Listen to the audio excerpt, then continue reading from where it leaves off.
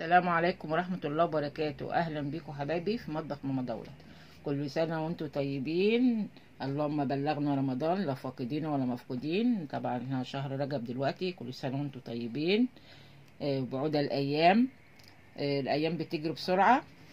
دلوقتي حبايبي موسم الجزر واليوسفي والبرتقال. أنا عملت لكم المربى، عملتها لكم باليوسفي. قلت اجربها، يعني انا بعملها بالبرتقال دايما، قلت اجربها باليوسفي. فانا كنت مصوره الفيديو حبايبي، بس ما عجبش شيماء بنتي، قالت لي ده تصوير اعوج مش حلو. فانا هقول لكم ايه على الطريقه اللي انا عملتها، وان شاء الله بامر الله اعمل لكم مربى الجزر بالبرتقال بالجزر، او مربى البرتقال بس، وان شاء الله هي تكون موجوده وصورنا. حبايبي، كيلو جزر. هقول لكم على المكونات. كيلو جزر جبته قشرته، وتعملوا بقشرة البطاطس او تحكوه كده بالسكينه. يا اما تبشروه يا اما تضربوه في الكبه. انا بشرته. كيلو جزر، وحطيت عليه يعني 3-4 اليوسفي ده يا حبايبي.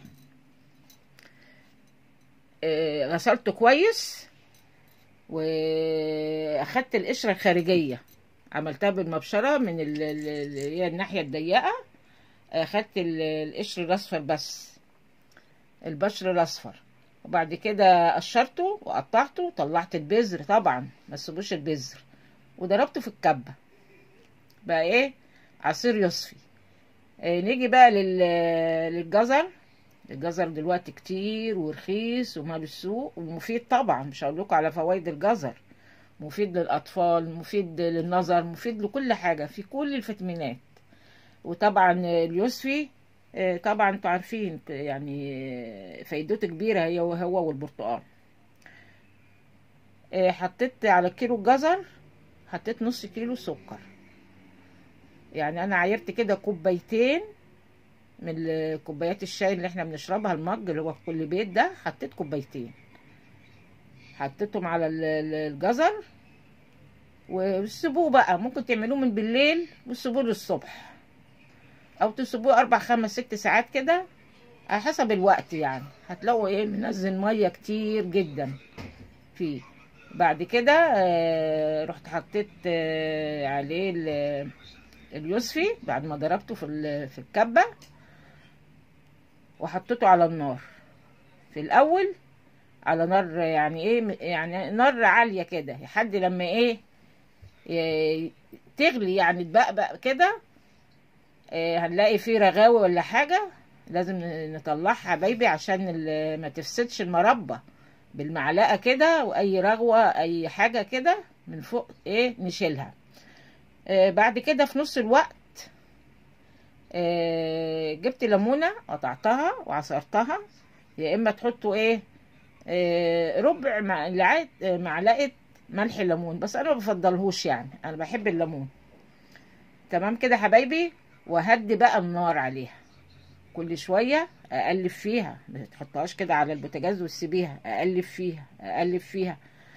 كل 5 دقايق اكشف الغطا، نكون مغطيين، واقلب فيها لحد لما تقريبا كده قعدت بتاع ساعه ونص على النار.